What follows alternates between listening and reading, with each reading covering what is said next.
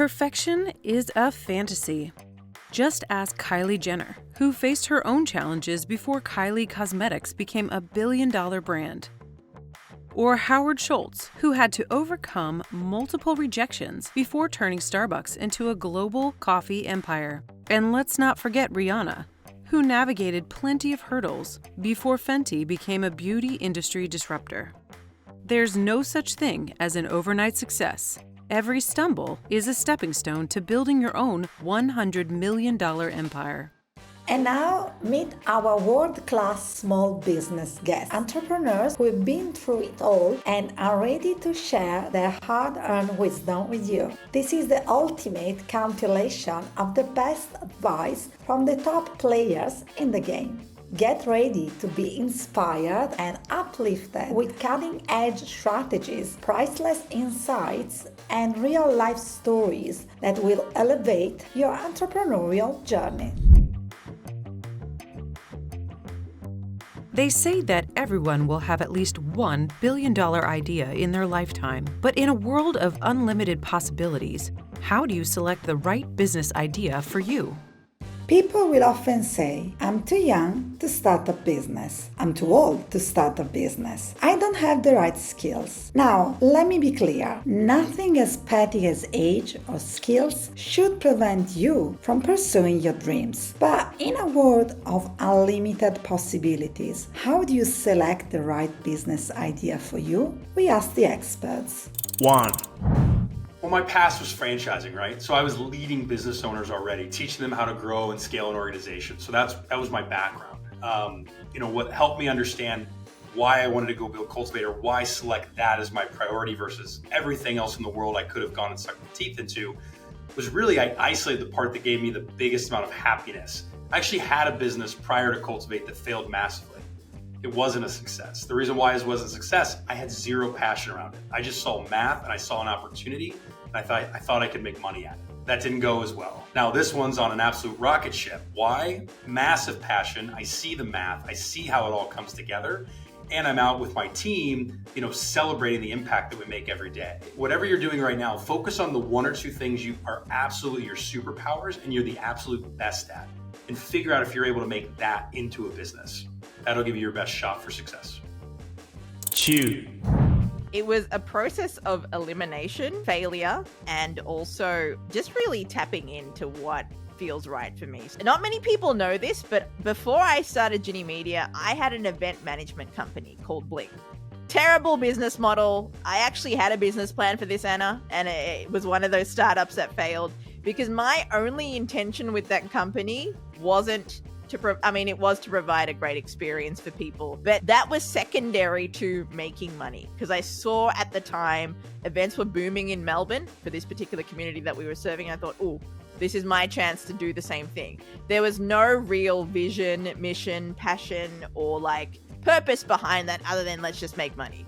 And we all know going through business school and going through starting businesses, if that's really the only incentive, you can really make some poor decisions financially and you can really recruit some people that probably aren't aligned to taking your business further.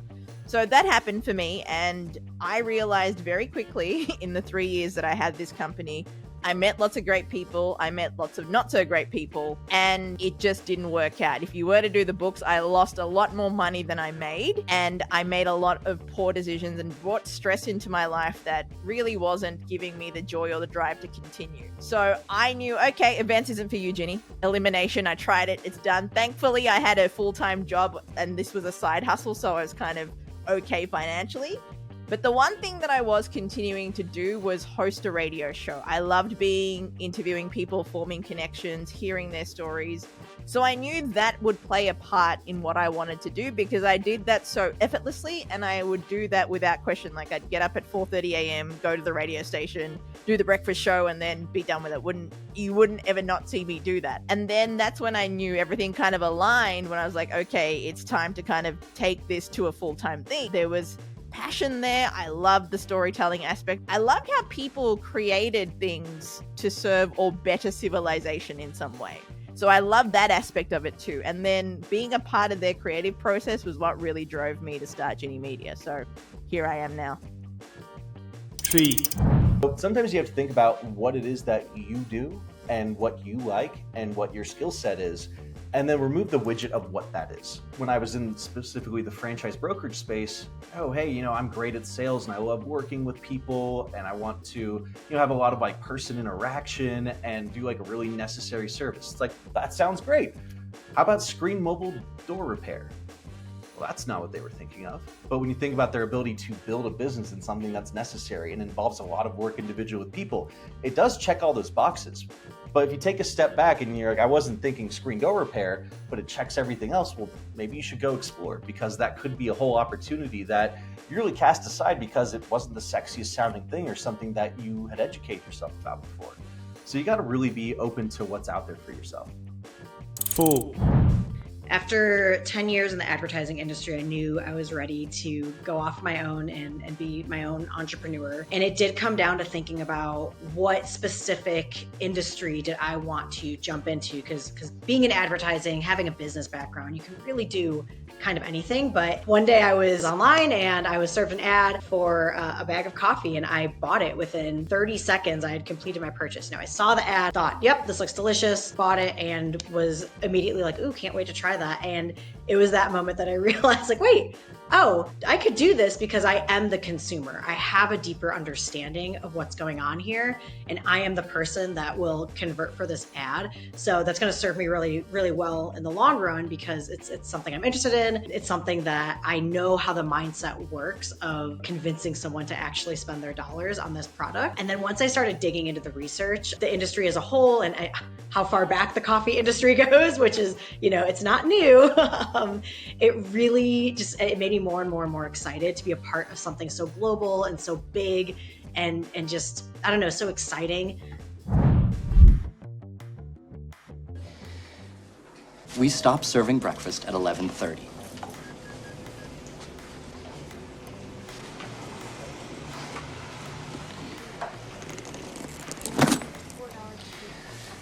Rick, have you ever heard the expression, the customer is always right? Yeah. Yeah, well, here I am, the customer. That's not our policy. Today, we are talking about clients.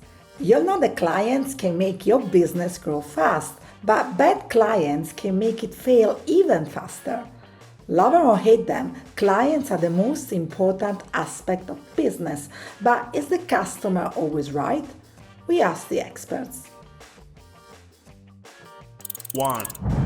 Question number 1 with the difficult client is, are they difficult? Are you underperforming the level of excellence that really should be expected of you? Second question, if they truly are just difficult, a good, pleasant, firm message from the entrepreneur leader that, hey, Anna, I appreciate what you're saying, but the way you're saying it to my staff is unacceptable, and you are not going to talk to us like that again. I had that message to a client once. He goes, oh, you don't know what I'm capable of. This isn't even the beginning. I said, sir, I don't care what you're capable of. What you're saying now and the way you're treating my staff is unacceptable, and if it continues, we will stop working for you. So if they're truly difficult, a stern, pleasant, firm rebuttal. But first ask the question, are they truly difficult, or are they just pushing you to be the great company that you really should be? 2. I think for me, one saying that's worked is watch what people do over what people say. And go back to your values. Is this client behaving in line with our values? If not, difficult conversations need to be had. And I say that so easily. Difficult conversations are difficult for a reason. They're not easy to have. But for the long run, for the protection of your brand, for the protection of your sanity, for the protection of your team culture, these conversations need to be had. 3.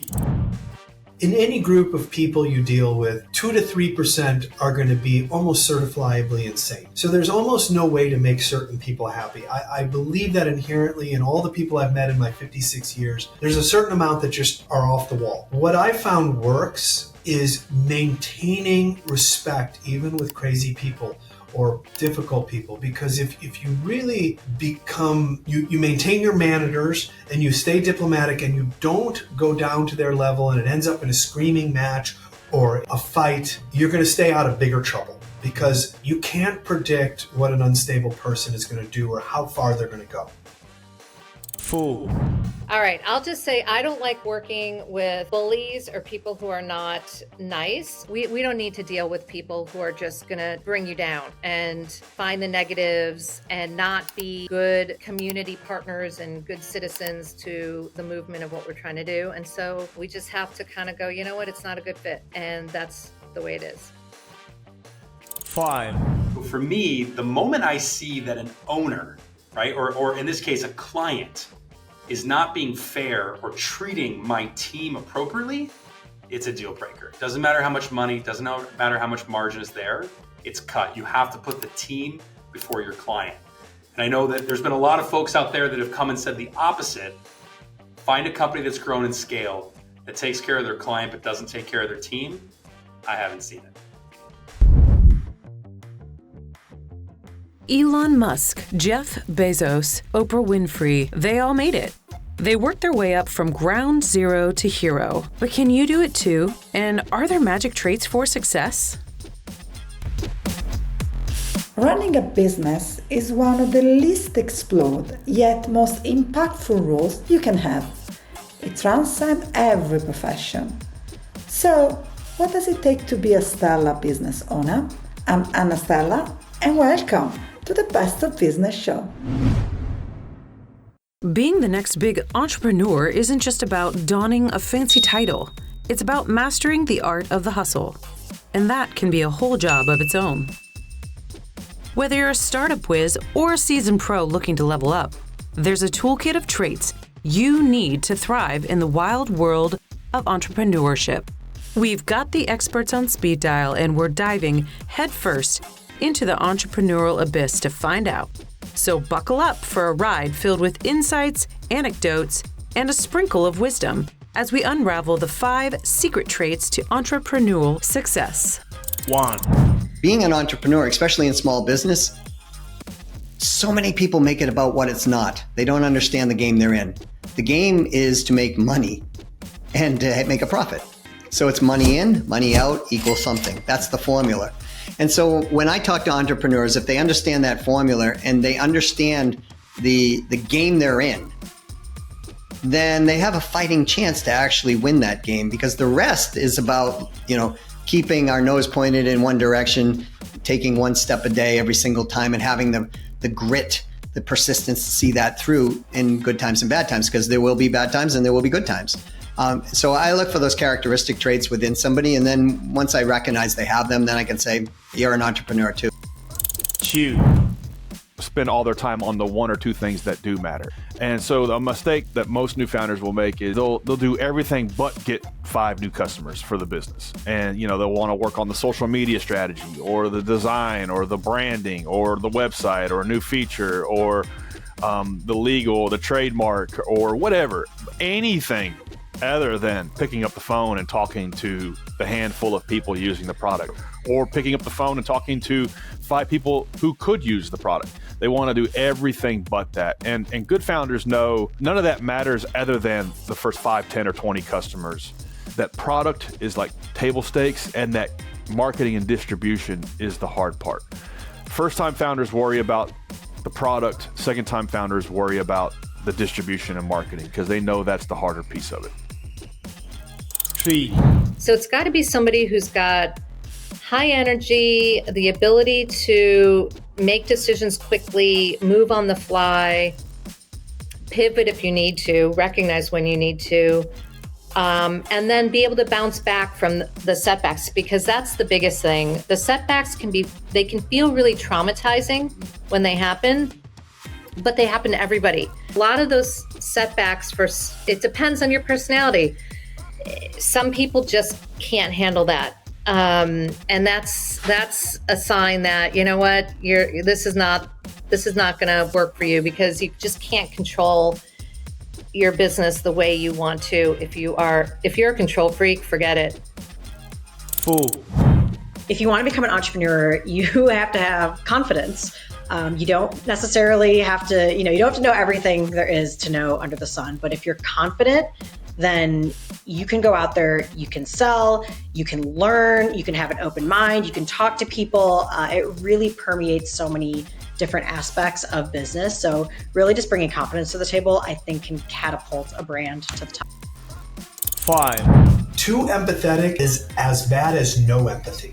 All right. Those are two ends of the scale.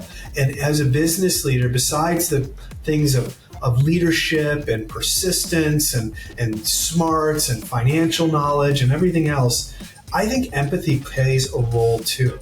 And you can't be too far on one side or the other. You're too empathetic, you're there for your employees, you'll drain the business, try to make everyone happy, you'll never make everyone happy, you're going to go nowhere. No empathy, you're going to be a terrible leader, nobody's going to want to listen to you, and that's a guaranteed failure too. So empathy is probably one of the most underrated traits of an entrepreneur. With difficult clients, you can meditate, count to 10, but we all have a breaking point.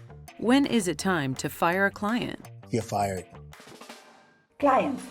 We need them, but sometimes we'd rather do without them. So when it comes to dealing with a flock of Karens, when is the time to call it quits? We ask the experts. 1. For me, a deal breaker is when they're not respecting commonality of common courtesy. And what I mean by that is because a business relationship is always a relationship, there's always going to be give and take in that relationship. But when somebody's consistently trying to get more and more and more, but not willing to actually invest more into that process, in other words, in consulting, this is called scope creep. And so in scope creep, it's like, well, the client's asking, how about this? How about this? How about this? And we never go back to the original agreement and say, well, this is our original agreement, but I'll do this anyways. And then they keep asking more and more and more and more. That becomes a deal breaker over time. But if they're not courteous, even when times are not good, that's a deal breaker for me. But this is so important when people are going to be selling to people or people are going to be buying from another. Get a clear agreement up front what that's all about. Because once we have a clear agreement, then we can always refer back to the agreement. But for me, that's the deal breaker. 2.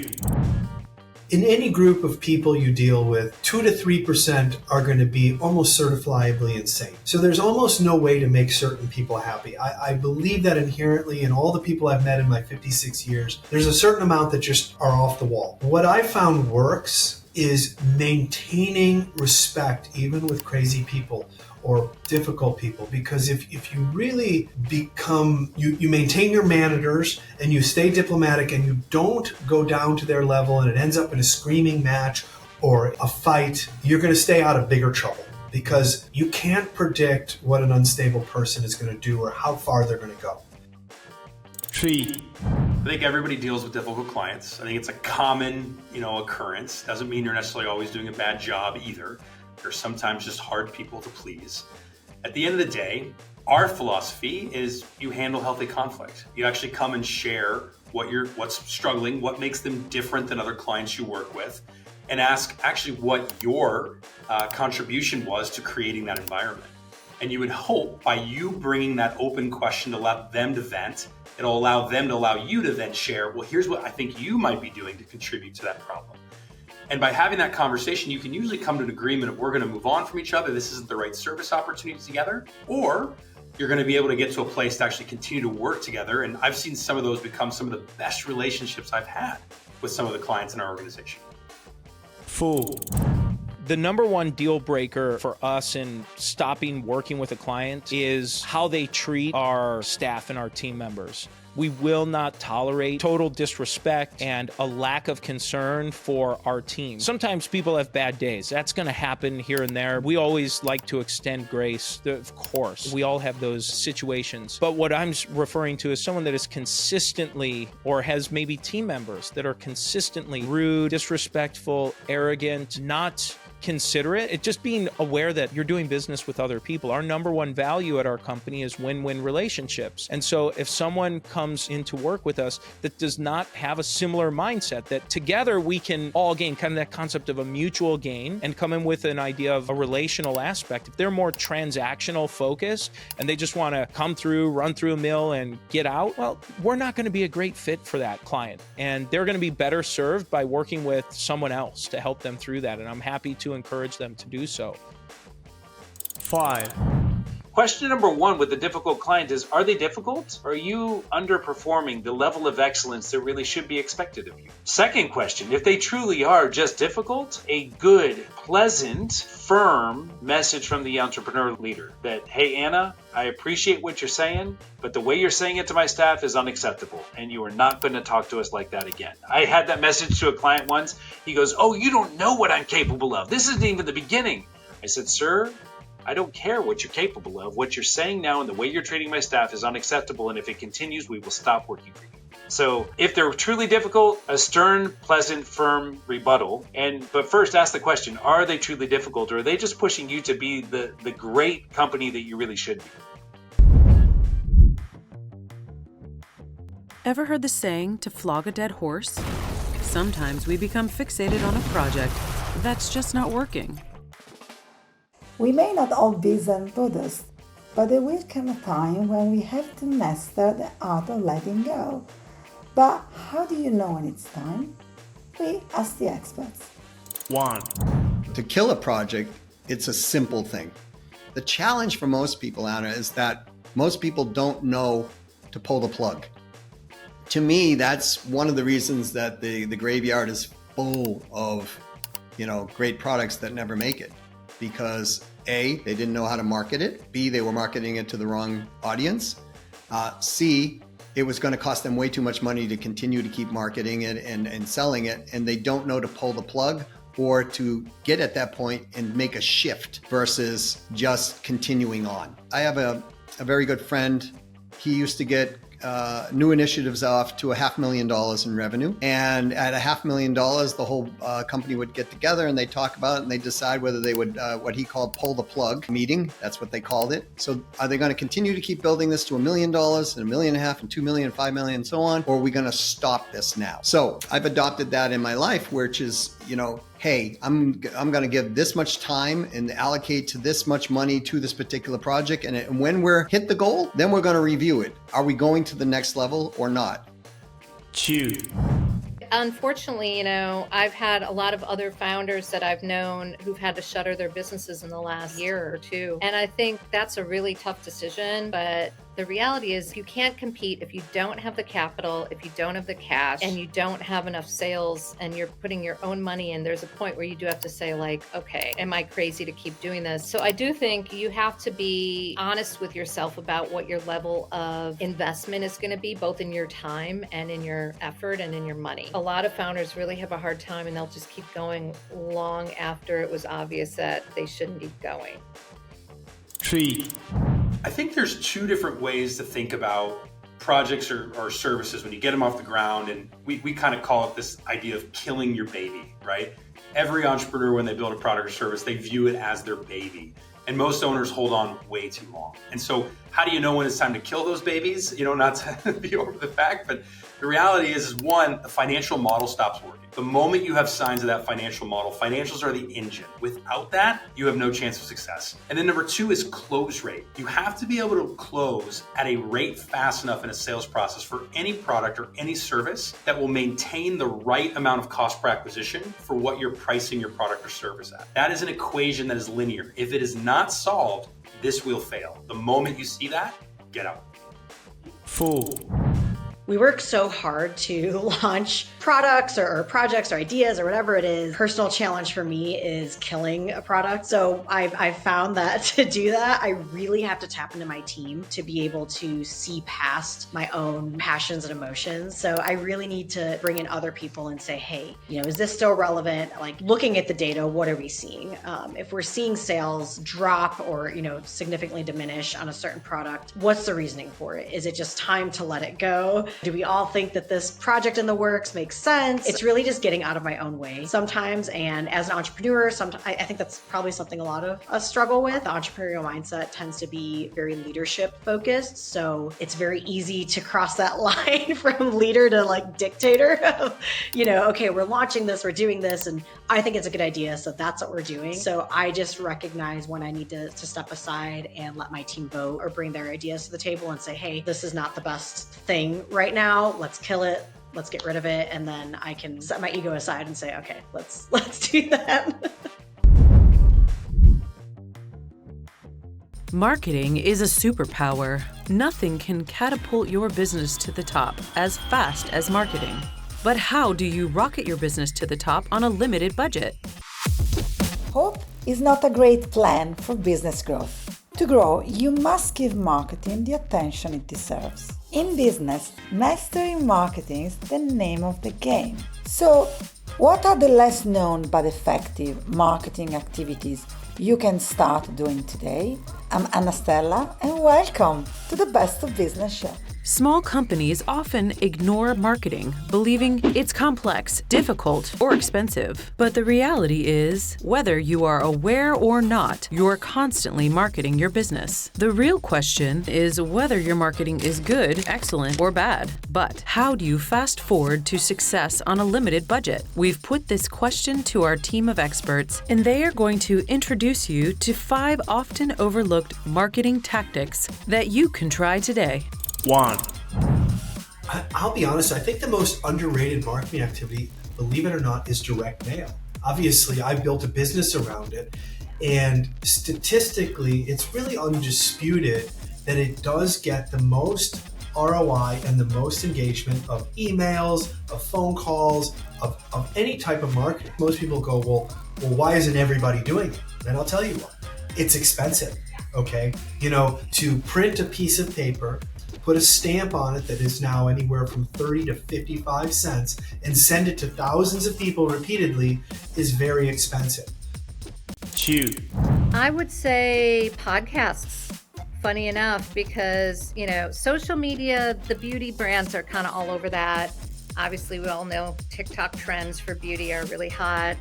Instagram, Facebook, they're, heavily used. But I would say podcasts are a great resource because you can tell a deeper story, and entrepreneurs don't fully understand or appreciate that because they're so focused on a visual medium. 3. I think relationships is the most underrated marketing activity. Usually when we think of marketing, we're thinking of going on social media and posting, or we're thinking about getting ads out there, or content marketing, or public relations. And I think the thing that people forget is that forging relationships with people, if you're on social media, having conversations with your clients, with your customers, with the media, that's going to get you a lot farther than just posting something out into the void and hoping it reaches the right people. 4. I think the biggest thing that we do outside of most of our competitors is the fact that we educate and let the client choose what they feel like they need. The problem with the insurance industry specifically is it's very legal heavy, it reads like Latin, and nobody understands it. I mean, even insurance agents don't understand it sometimes. And so by educating things at a very basic level to where you understand why you need what you need, it's been the best thing that we have done, and it's the thing that we do that's different than a lot of our other competitors, and especially the big national ones, the 1-800 call insurance numbers, because it is just a phone call and you have to explain your story every time you call. So by establishing that education piece and the fact that we are experts and specialists in what we're doing, people take that a little bit more seriously and stick around. 5. Your customers will come back if they get enough value from you, but also if they believe that they're getting enough value from you. And those two things can be very different from each other. So I feel like a really important marketing activity in driving loyalty is understanding how your customers define and measure value. So you can prove to them that you are delivering value in those terms, in that language. That then feels reassuring to them that it's worth coming back and investing in your business. So you Googled how to write a business plan, and it gave you 99,600,000 results. Where do you begin? And is writing a business plan really worth the trouble? Love or hate it, at some point you'll need to write a business plan.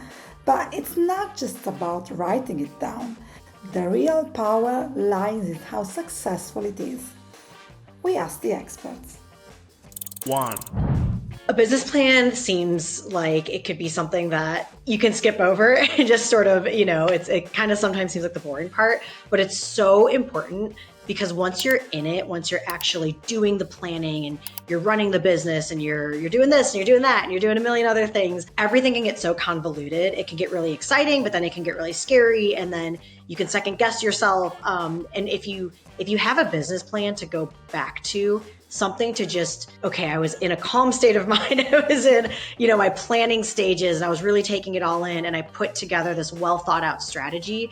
Then you have something to go back to and stick to so that you're not all over the place. It's very easy to say, okay, I'm going to invest in a social media strategy. And then 2 days in, well, I'm not seeing sales. I don't know. Should I pull those dollars? Should I put it somewhere else? Should I be doing this? Should I be doing that? It's always going to be, should I? So having a strategy, sticking to it, really thinking through what your long-term goals and plans are, it's going to just help you stay grounded. It's going to help you stay mindful and honestly just help you from going crazy. Chew. I don't think people actually need to write out formal plans. I don't find that they actually get used. I find people create them and they never come back to them. It needs to be a data spreadsheet that has all the different levers of the business, and you've got to collaborate with your team. So when you first get a plan built, it's actually important that you're, as the owner, not the one that builds the plan.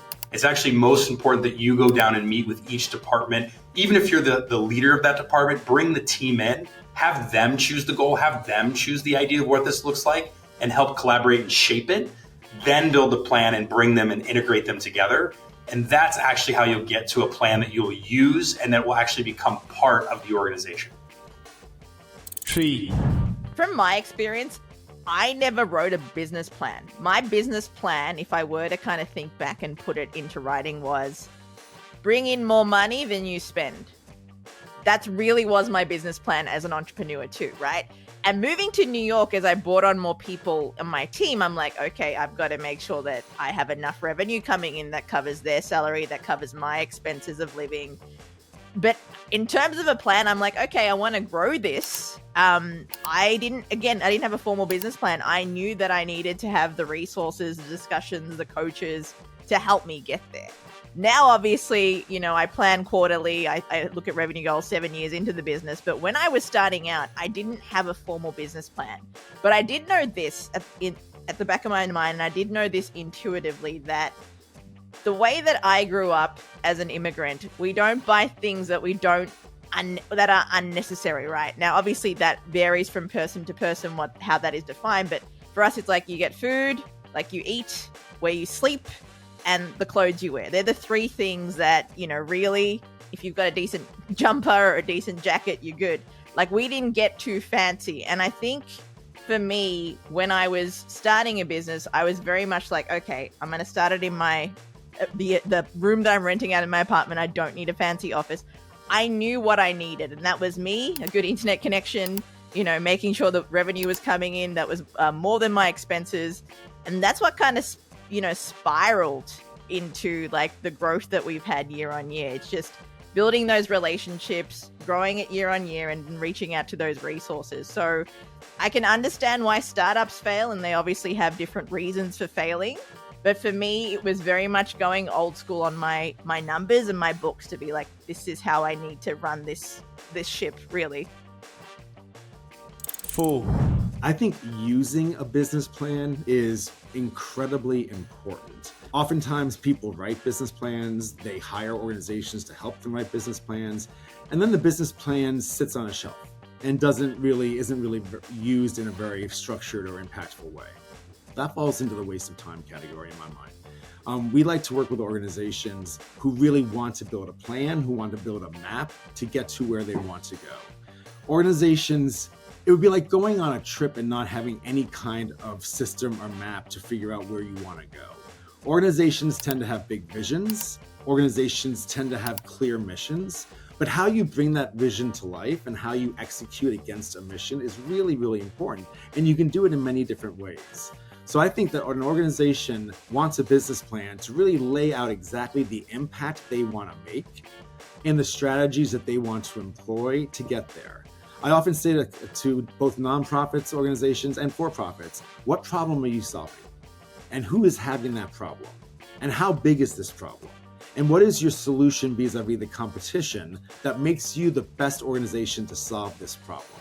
And if you are the best organization, and if you as leader are the best leader to do this, to solve this problem, then tell me what the strategies are that you need to employ to really do this effectively, efficiently, and competitively. It's a discipline, because oftentimes people can fall in love with their vision, they can fall in love with their passion, but they might not be very effective at managing process or managing systems to get there. I often say the best ideas poorly implemented gets you nothing. But a beautiful idea, flawlessly implemented, can get you everything. You know, there are lots of organizations that just have good ideas. They want to make a difference. They want to make an impact. All they need is the implementation plan to get there. If you do not have an implementation plan, then you have a big, big risk of not doing it well. 5.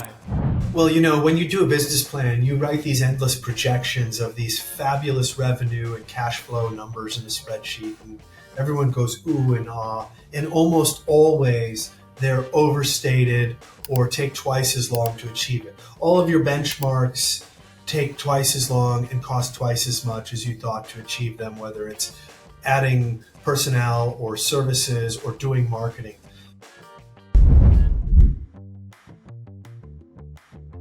Let's face it, when starting a business, we all think it's easier than it is. So it can come as a shock when we realize we might have missed something. Opening a business is exciting, but it's easy to overlook something crucial. What are some of the worst mistakes when it comes to starting a business? We asked the experts. 1.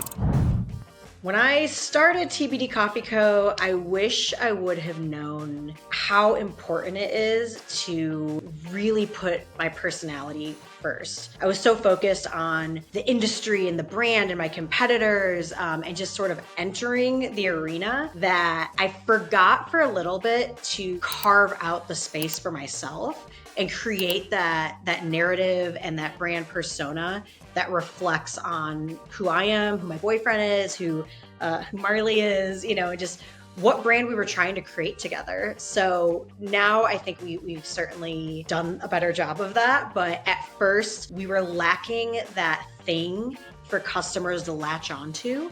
So people were coming to our website and I don't think that it resonated with them why they should spend their dollars with us or why we should be set apart from our competitors.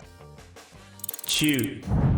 You know, honestly, being risk adverse, okay? I started in this business, I was in my late 40s, so I was later in life, and there becomes a fear of entrepreneurs that are older, and I'm speaking from the heart here. When you're younger, you don't have anything to lose. Your guns are blazing, you can work, you know, 60, 70 hours a week, you can go for it. You know, there's no fear. When you're later in life, you've established yourself. You have things that you're afraid to lose. You know, you got big mortgage payments. You got kids in college. You have things that if you can't pay the bills, it's going to be a life changer. So what it does is it causes you to take all of that experience and be more cautious. So if anything, I was a little overcautious with my acceleration or ramp up of the business. And that was probably the only thing. 3. Yeah, here I am. I had just built and sold a $10 million landscape construction company. And so here I got my chest puffed up. I think I know everything there is to know about building and selling a business. And then I started GreenPal. And within about 2 months, I realized I didn't know anything. I didn't know the first thing about how to do what it was I was trying to do. It was a totally different world. There were some things that did carry over. Basic leadership, basic management, basic accounting, understanding a value proposition was the same type of concept. Customer service, being obsessed about the customer was the same type of concept. But now I was inventing a new product from scratch that did not exist. Nobody knew how to use it. Nobody knew to use it. And so it was about 10 times harder than I thought it was going to be. And I had to learn a lot of things over again. First thing I had to do, and my co-founders also had to teach ourselves how to code. We had to learn how to build software.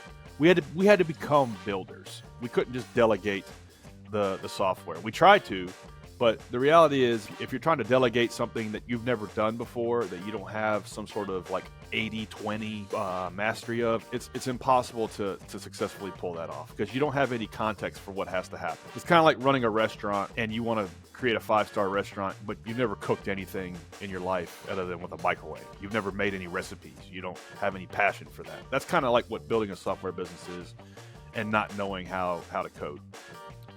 Full. I would say most owners, when they get started and trying to run and grow and scale an organization, they fall victim to their calendar, actually. And it's what happens is that they get in their head that they are the ones that can do everything the best. That's actually the biggest reason. Owner dependency is why business owners fail at alarming rates. They cannot figure out how to pass the torch. That's why you see some of the best entrepreneurs have been music or theater majors, or you see them, they were, some kind of arts, or they were in a situation where, they were class president. They were used to handing, they were used to teaching.